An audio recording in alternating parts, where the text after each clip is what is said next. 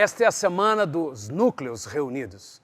2, 3, 4 células juntas, com o propósito de nós termos comunhão uns com os outros, dos pastores ministrarem a um grupo maior de irmãos e também de uma proclamação profética sobre cada discípulo. E nesta semana nós estamos estudando uma só vida e um propósito eterno. Eu e você só temos uma vida. Ninguém aqui é gato. Ninguém tem 7 vidas. E na verdade eu estou brincando, mas ninguém pode dizer que gato tem 7 vidas. Eu e você só temos uma vida, uma oportunidade. E nessa única vida nós temos um propósito. Deus tem um propósito eterno para cada um de nós. E é extremamente importante, fundamental, eu e você sabermos o propósito que Deus tem para nós nesta vida. Qual é o propósito de Deus individualmente, qual é o propósito de Deus para a nossa vida terrena, temporal, e qual é o propósito eterno de Deus. Por isso essa lição é uma só vida e um propósito eterno. As teorias científicas preveem que quando a matéria foi criada, foi criado também a contramatéria ou a antimatéria. E os cientistas, os pesquisadores, afirmam que se a matéria foi criada, junto com ela a antimatéria, a matéria seria destruída instantaneamente. Tudo que foi criado no mesmo instante criado seria destruído pela antimatéria. Isso é o que os estudiosos afirmam com relação a essa questão. E, na verdade, a gente entende um pouco disso. A pergunta deles é: como é que existe o que existe e não o nada? E essa pergunta não tem resposta. Por que a matéria, por que todo ser vivo, por que tudo aquilo que foi criado está de pé, uma vez que a lógica científica é que seria insustentável? Não existiria, não coexistiria a matéria e a antimatéria. A antimatéria ia destruir imediatamente a matéria. A gente nem sabe se essa teoria ou se esse estudo realmente faz sentido, mesmo com todas as provas científicas, mas nós sabemos que tem um milagre. A existência da Terra e, sobretudo, a existência do ser humano é um milagre. Se a ciência está certa, se há algo que não foi explicado mesmo, da matéria e antimatéria, aquilo que não deveria estar aí, mas está, se não se sabe falar por que tudo está de pé, eu e você sabemos que Deus criou os céus e a terra. No princípio criou Deus os céus e a terra. E em todo o tempo da criação o Senhor continua repetindo: e viu Deus que isso é bom. Há um milagre na sustentação da vida, na própria estrutura da matéria e tudo que existe no universo. Há um milagre que vem de Deus e eu e você somos um milagre. Não só existimos, vencemos todos os desafios da terra, vencemos todos os desafios da vida terrena e temos um propósito, por isso podemos vencer todos os desafios físicos, emocionais e espirituais. Isso é motivo de gratidão, de honra, de louvor e adoração ao Senhor. Os homens buscam respostas, os homens batalham por solucionar todo mistério, todo questionamento, mas fazem isso sem considerar o reino de Cristo. Fazem isso sem considerar o Evangelho, o que a Bíblia anuncia. Por isso, continuam sem respostas para muitas coisas. Mas eu e você temos no Evangelho de Jesus Cristo respostas para todas as questões. A vida cristã é um contínuo de crescimento no conhecimento e nas experiências com Deus. E Deus vai nos revelando, e uma das coisas que Deus tem prazer em nos revelar, seja sobre a ciência, seja sobre a matéria, seja sobre a antimatéria, seja sobre os astros, sobre a natureza, sobre você mesmo, sobre a alma humana, sobre a pele humana, não importa. O prazer de Deus em nos revelar, acima de todas essas coisas, é nos revelar o seu plano eterno para nós. O propósito do Senhor na vida cristã, na nossa caminhada como igreja, é nos tornar conhecedores do seu projeto, do seu propósito eterno para cada um de nós. Propósitos específicos para cada pessoa e propósitos para o corpo de Cristo nessa vida terrena. E qual é o propósito de Deus para a sua vida? O que Deus já ministrou a você, o que Deus já falou com você, aquilo que Deus já tem mostrado e dirigido, seja por sinais, seja por um conjunto de dons e talentos, seja por um chamado sobrenatural, qual o propósito de Deus para a sua vida? E nessa lição nós vamos estudar qual é o propósito eterno de Deus. E eu quero que você acompanhe alguns versículos. Primeiro, Gênesis, capítulo 1, verso 26. Diz assim: também disse Deus, façamos o homem à nossa imagem e semelhança, conforme a nossa semelhança. Tenha ele domínio sobre os peixes do mar, sobre as aves dos céus, sobre os animais domésticos, sobre toda a terra e sobre todos os répteis que rastejam pela terra. Propósito de Deus, claro, convocação ou vocação, chamado, plano de Deus, eu e você governarmos, e ao governarmos, multiplicarmos. Gênesis capítulo 1, verso 27. Criou Deus, pois, o homem à sua imagem. A imagem de Deus o criou, homem e mulher os criou. E aqui eu quero destacar, primeira coisa, eu e você fomos criados à imagem de Deus. Gênesis capítulo 5, verso 3 diz: viveu Adão 130 anos e gerou um filho à sua imagem, conforme sua imagem, e lhe chamou Sete. A partir do pecado, Adão e Eva fora do Éden, os filhos que foram gerados não foram mais gerados à imagem de Deus. O texto é claro e intencionalmente claro. Adão viveu 130 anos e gerou um filho à sua semelhança. Continuamos sendo um ser espiritual criados à imagem e semelhança de Deus, mas nós perdemos essa imagem em plenitude, em perfeição, com o pecado. Então fica uma mensagem tão objetiva, tão clara. Adão agora tem um novo filho, mas esse filho não é mais a imagem só de Deus. Ele é a imagem e semelhança de Adão. Agora veja comigo que Paulo, anos, séculos depois, vai ensinando. Romanos 8, 29. Porquanto aos que de antemão conheceu, também os predestinou para serem conformes à imagem do seu Filho, a fim de que ele seja o primogênito entre muitos irmãos.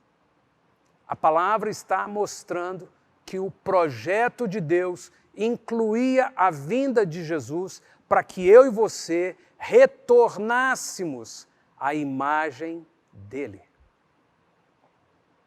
É simples de entender. O homem foi criado à imagem e semelhança de Deus, perdeu muito disso com o pecado, e agora o Senhor volta à terra, vem à terra e volta com o seu projeto. Eu quero que vocês sejam a minha imagem e semelhança. Propósito eterno de Deus, eu e você, passarmos a ter a imagem do Filho, refletirmos o caráter, os frutos, o coração, a mente, a graça de Jesus. O propósito de Deus com toda a obra da cruz, com todo o ministério de Jesus, com todo o ministério da palavra, do Espírito Santo, do corpo de Cristo, é que eu e você retornemos à imagem e semelhança de Jesus.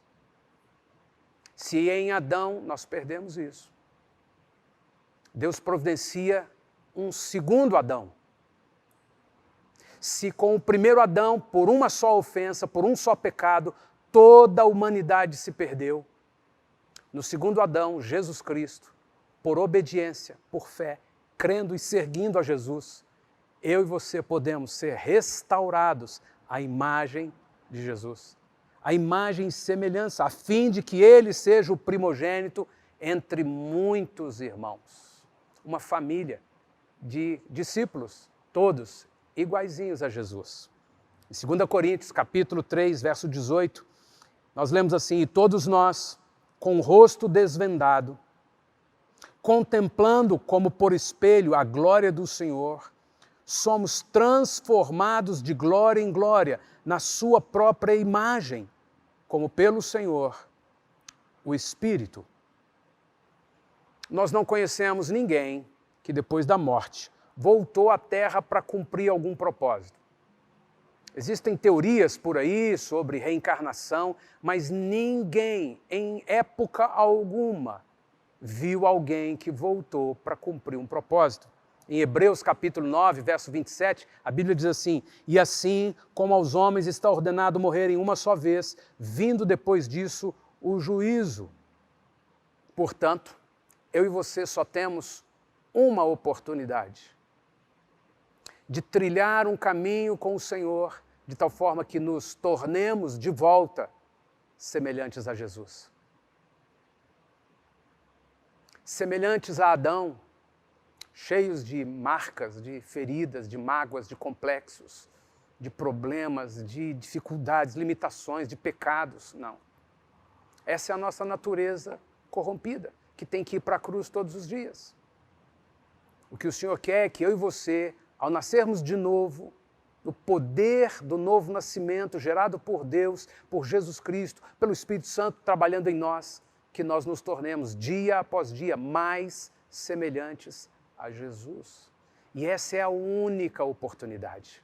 Se nessa vida o tempo está passando, você tem 20, 30, 40, quem sabe 60, 70, 80 e ainda não pode ver em você a imagem de Jesus refletida, corre o risco de perdição eterna. Porque se há um sinal da obra do Espírito Santo em nós, seja nos fazendo nascer de novo, seja nos guiando todos os dias, é que o nosso caráter e os nossos frutos vão se tornando cada vez mais parecidos com o caráter e os frutos de Jesus. É um desafio para mim, como marido, como pai, como pastor, como cidadão, é um desafio para você. Que os anos vão se passando, a gente é do mesmo jeito, com os mesmos problemas, com as mesmas dificuldades, com os mesmos defeitos, com as mesmas coisas, e a gente não cresce, a gente frequenta a igreja, mas não prospera em nada, não aprende as palavras do Senhor, não tem poder, não tem autoridade, não exerce, não tem frutos. Será que eu estou mesmo me tornando mais semelhante a Jesus? Porque se eu não estiver, eu corro o risco de perdição eterna. A palavra do Senhor nos diz em Colossenses, capítulo 1, verso 13. Ele nos libertou do império das trevas e nos transportou para o reino do Filho do seu amor, no qual temos a redenção, a remissão dos pecados. Este é a imagem do Deus invisível, o primogênito de toda a criação, pois nele foram criadas todas as coisas, nos céus e sobre a terra, as visíveis e as invisíveis, sejam tronos, sejam soberanias, quer principados, quer potestades, tudo foi criado por meio dele e para ele. Ele é antes de todas as coisas, nele tudo subsiste. Ele é a cabeça do corpo, da igreja, ele é o princípio, o primogênito de entre os mortos, para que em todas as coisas tenha primazia. Porque aprouve a Deus que nele residisse toda a plenitude, e que, havendo feito a paz pelo sangue da sua cruz, por meio dele reconciliasse consigo mesmo todas as coisas, quer sobre a terra, quer nos céus. E a vós outros também, que outrora erais estranhos e inimigos no entendimento pelas vossas obras malignas, agora, porém, vos reconciliou no corpo da sua carne, mediante a sua morte, para apresentar-vos perante ele santos, inculpáveis e irrepreensíveis, se é que permaneceis na fé, alicerçados e firmes, não vos deixando afastar da esperança do Evangelho por causa da pandemia. Opa, isso não está no texto, não. Eu só estou contextualizando. Muita gente vai se afastando da fé pelos contextos que estamos vivendo hoje. E a palavra do Senhor diz assim, se é que permaneceis na fé, mesmo tendo todos esses contextos. Então nós vamos experimentando o poder do Evangelho de Jesus Cristo. Por isso ele diz, não vos deixando afastar da esperança do Evangelho que ouvistes, e foi pregado a toda criatura debaixo do céu, e do qual eu, Paulo, me tornei ministro.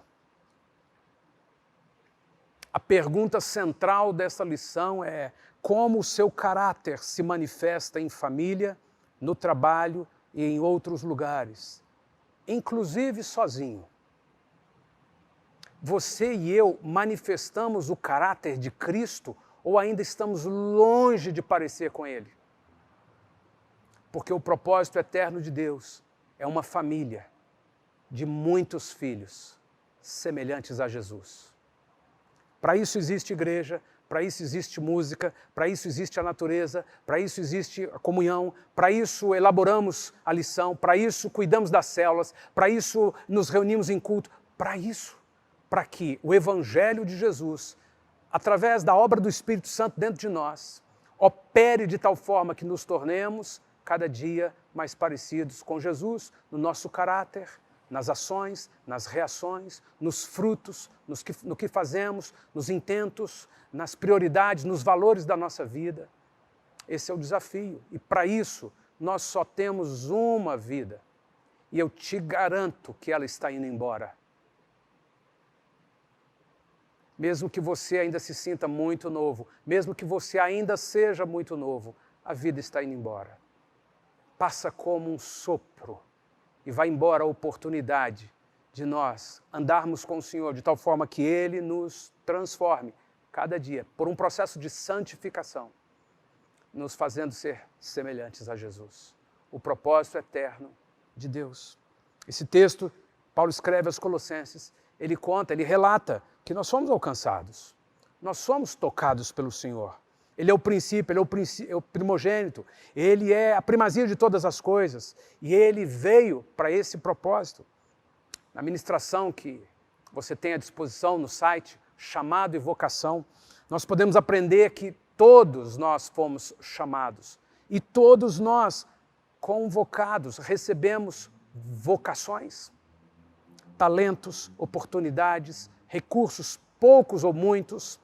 Nós recebemos oportunidades, nós temos relacionamentos, convivência, nós temos a igreja, nós temos família, nós temos um ambiente de trabalho, de vizinhança, nós temos inúmeras situações que, uma vez moldados pelo Espírito Santo, fluindo nos frutos e nos dons, podemos exercer a vocação de tal forma que nos tornamos mais semelhantes a Jesus no seu caráter, mas nos tornamos mais semelhantes a Jesus também nos frutos.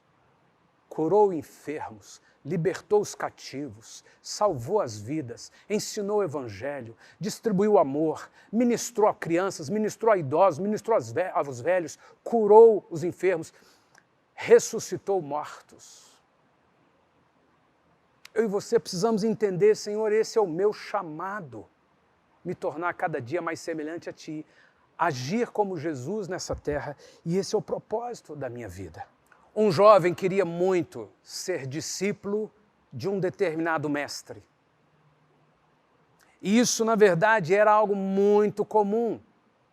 Nos tempos bíblicos, na época da Grécia, nos tempos depois dos anos de Jesus, um mestre sempre atraía discípulos e era uma honra ser discípulo. Paulo foi discípulo de Gamaliel. Pedro, Tiago, João, os apóstolos foram discípulos de Jesus.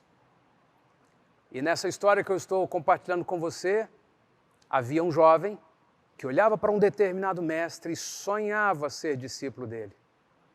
E sempre que podia, ele batia na porta, ô mestre, eu queria muito ser seu discípulo. Nunca tinha oportunidade. Ô meu filho, eu não tenho como. Passado um tempo, mestre, eu queria muito ser seu discípulo.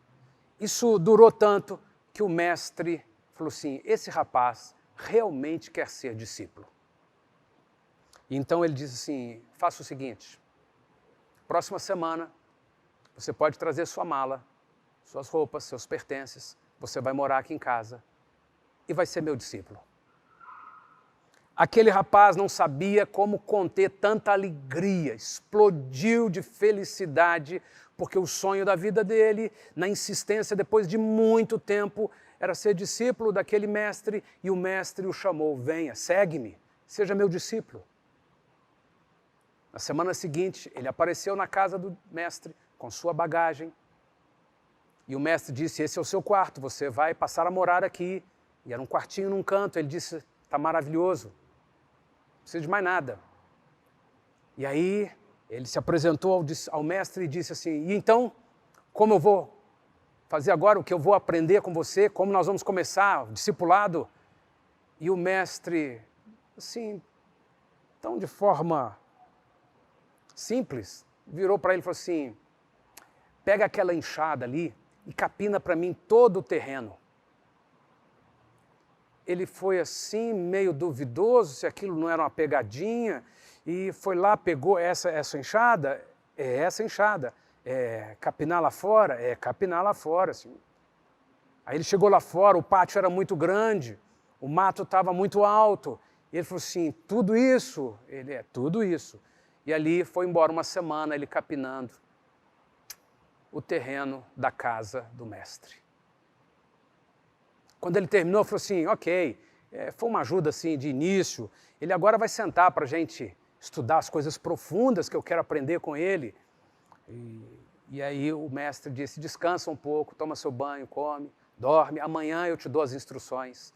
Ele dormiu ansioso, como é que vai ser, que matérias, que assuntos, por onde vamos? E aí então o mestre virou para ele e apontou para ele um balde, um escovão, água e sabão e disse, agora você vai lustrar esse piso todo do salão. Ele está muito sujo.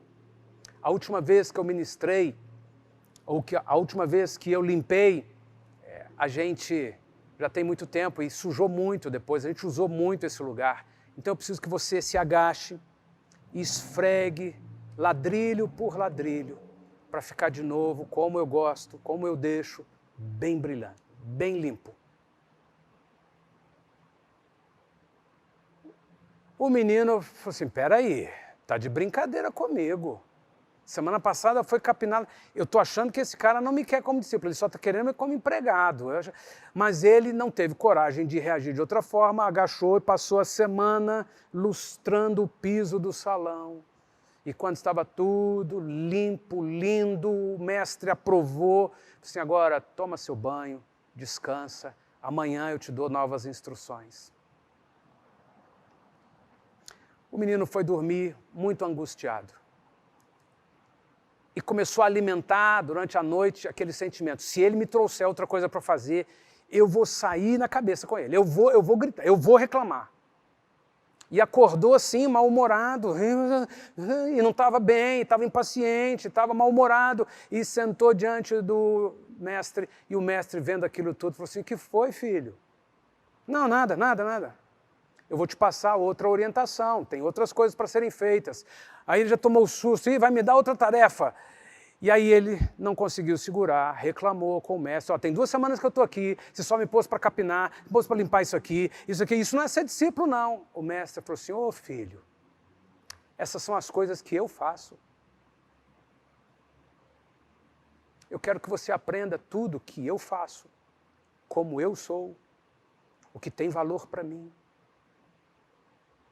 E no decorrer do tempo, você vai aprender matérias maravilhosas, mas vai aprender também as coisas comuns do lar, vai aprender as coisas difíceis da vida, do dia a dia. Você vai aprender a fazer como eu faço. Então você vai ter o que eu tenho. Então você vai poder o que eu posso. A vida de discipulado, na vida da igreja, até que poderia acontecer da gente precisar de discípulos para limpar aqui o salão, para capinar o lote. nós não vamos ter essa realidade que era lá daquele contexto. Mas, guardadas as proporções, a ilustração continua válida. O que Jesus quer não é nos passar um monte de coisas mágicas, poderosas, para a gente obter conhecimento, para a gente ser reconhecido como gente que sabe, uau, ele é mestre. Não, o que Jesus quer, nos transformando à imagem e semelhança dele, é que sejamos como ele. Choremos pelas mesmas coisas que ele chora, tenhamos compaixão pelas mesmas coisas que ele tem compaixão, cuidemos com detalhe e zelo das mesmas coisas que ele cuida, olhemos para as pessoas, para as questões, para o dia a dia do mesmo jeito que Jesus olha. O que ele quer é que eu e você nos tornemos cada vez mais parecidos com ele em tudo. Essa é a vida cristã. É por isso que eu estou compartilhando essa lição com você e nesses anos todos perseverando com a igreja no discipulado, nos pequenos grupos, nas reuniões das células, para que a gente consiga um número maior de pessoas que entenderam isso e falaram assim, eu quero. Se precisa lavar o chão, eu vou lavar o chão. Se precisa fazer algumas coisas que eu não imaginava e que vão me confrontar, que vão mexer comigo, que vão me humilhar, eu quero Jesus, mas eu quero me tornar semelhante a Jesus. Eu quero ser um discípulo de Jesus. Eu quero ser um parecido com o Mestre. Eu quero fazer parecido com o Mestre. Eu quero ter parecido com o Mestre. Eu quero saber parecido com o Mestre, mas eu quero ser parecido com o Mestre. Esse é o propósito eterno de Jesus para mim e para você. Sermos parecidos com o Mestre. Esse é o momento de todos nós irmos para um lugar de altar. Você e eu podemos perfeitamente parar agora e orar individualmente, orar uns pelos outros, e nós vamos colocar diante do Senhor o que precisamos e o que Jesus ordenou. Jesus disse àquele homem rico, se você não largar tudo e tomar a cruz todos os dias e me seguir, você não pode ser parecido comigo. Você não pode ser meu discípulo.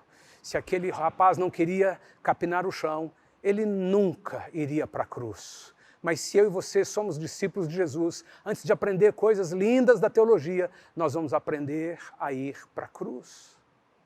Esse é o propósito eterno de Deus, que eu e você nos tornemos semelhantes a Jesus. E essa vida é a única oportunidade para eu e você gastarmos a maior parte do tempo nessa caminhada de santificação. Todos os dias. E esse é o propósito de Deus para mim e para você. E eu quero proclamar sobre a sua vida nesse encontro do núcleo, que você foi chamado para ser semelhante a Jesus. Você e eu temos vocação de Deus para executar uma série de coisas do reino de Deus, do ministério de Jesus Cristo, através dos dons, da profissão, das oportunidades que temos na terra, para gerar frutos eternos. E precisamos dos frutos e do caráter, dos dons de Jesus através do Espírito Santo. Esse lugar, eu e você vamos dizer uns aos outros. Você vai dizer ao seu discipulador, você vai dizer ao pastor, você vai eleger um irmão que você confia, vai dizer assim, eu preciso compartilhar alguma coisa, eu estou levando Deus na brincadeira, eu só frequento o culto, eu sou uma outra pessoa em casa, no ambiente de trabalho eu nem pareço um temente a Deus, eu quero, a partir de agora, me tornar cada dia mais parecido com Jesus. Porque esse é o propósito eterno de Deus. Como todas as lições, eu quero deixar 4 perguntas. Primeira pergunta, você já havia observado a sequência sobre a mudança da imagem de Deus para a imagem de Adão que foi lido no texto? Você já tinha visto isso? Você sabe em qual versículo a Bíblia fala sobre o primeiro e o último Adão? Se você pode, já encontre isso e responda essa pergunta na reunião da célula na quinta. Como seu caráter se manifesta em família, no trabalho e em outros lugares, inclusive sozinho? Você precisa compartilhar isso com alguém. Como seu caráter se manifesta em família, no trabalho e em outros lugares, inclusive sozinho. Por isso eu disse lá atrás que essa é a pergunta central da lição. Eu quero me tornar parecido com Jesus, quero ser cada dia mais semelhante a Jesus. Então eu preciso compartilhar com alguém que eu não estou caminhando dessa forma. Pelo contrário, eu estou muito diferente de Jesus. Esse é o meu caráter, esse é o meu jeito de ser, eu sou assim, eu estou vivendo isso, eu preciso de ajuda, eu preciso aprender, porque eu quero saber o que eu preciso e publicar. E eu quero buscar o que Jesus ordenou com relação ao que eu preciso. Última pergunta: quais atitudes você reconhece que necessita adotar para uma vida cristã que expressa o propósito eterno de Deus? Se a pergunta número 3 talvez não seja oportuna responder publicamente, responda com um irmão, com seu líder. Essa pergunta pode ser respondida por alguns durante a reunião da célula. Quais atitudes você reconhece que necessita adotar para uma vida cristã que expressa o propósito eterno de Deus? Pai bendito, com temor eu ministro esta lição e compartilho com meus irmãos, porque eu sou o primeiro a precisar me submeter a esse processo da cruz, do aprendizado, da renúncia, deixar o Senhor nos guiar para que eu me torne, todos os dias, mais parecido com Jesus, no caráter e nos frutos. Senhor, eu aprendi que só tenho uma oportunidade de vida para que isso aconteça comigo. Eu aprendi que o propósito eterno do Senhor nas nossas vidas nessa terra é que nos tornemos de volta semelhantes a Jesus. Que se eu não estou vivendo isso, provavelmente eu corro risco de perdição eterna, não corro risco de perder a salvação, eu corro risco de estar enganado e nunca ter sido salvo. Mas se eu fui salvo, o Espírito Santo habita em mim, eu o quero me levando pelo caminho da cruz a um lugar de santificação, de discipulado, de luz, de confissão, de ajuda, de crescimento, de estudo, de aprendizado, porque eu desejo ser cada dia mais semelhante a Jesus. Senhor, eu oro por mim, oro por meus irmãos nesta semana, com as células reunidas, e peço que o Teu Espírito Santo flua, Senhor. Se o Senhor não fluir, fica só no intelecto, Deus, concordando, discordando, gostando, não gostando, ou não fazendo caso. Senhor, nós queremos que isso vá para o nosso espírito, com o impacto, a força, o poder do Teu Espírito nos transformando. Em nome de Jesus. Amém, Senhor Deus. Amém.